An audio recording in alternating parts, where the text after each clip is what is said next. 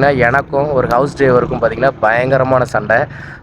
அந்த கடையில் இருக்க எல்லாருமே இருந்துச்சு, சாப்பிட்றதா இருந்தால் சாப்பிடுங்க, வெளியே போங்க அந்த மாதிரிலாம் பேசிட்டு அது ஒரு வேறு லெவலில் டென்ஷன் ஆகிட்டு. ஏன்னா நான் வந்து அவர்கிட்ட நார்மலாக கேட்டது, அவர் வந்து அதை அவர் ஒரு தப்பாக பேசினார். நான் அதை நார்மலாக கேட்டேன். அது அவர் உடனே வார்த்தை விட்டு எனக்கு ரொம்ப டென்ஷன் ஆகி நான் ஒன்று ரொம்ப இதாகி கத்தி அவரை அடிக்க போகிற அளவுக்கு போய் அவர் என்ன அடிக்க வர மாதிரி வந்து பயங்கரமாக சண்டை போட்டு அப்புறம் கூட இருந்தவங்க எல்லாருமே அவரை பிடிச்சி கூப்பிட்டு போயிட்டு ஓமலை தான் தப்பு அந்த மாதிரி நிறைய நடந்து.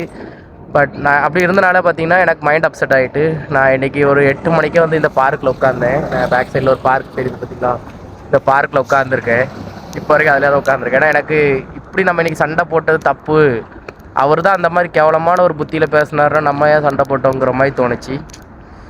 பட் நாளைக்கு தான் இதை பற்றி நான் தெளிவாக வீடியோ போடணும். ஏன்னா இது வந்து கண்டிப்பாக வீடியோ போட்டே ஆகணும். ஏன்னா அப்படின்னா தான் நிறைய பேருக்கு இருக்க அந்த ஒரு தப்பான எண்ணங்கள் மறையும் போகும். எனக்கும் அப்போ தான் கொஞ்சம் சரியாகும் என் மனசு.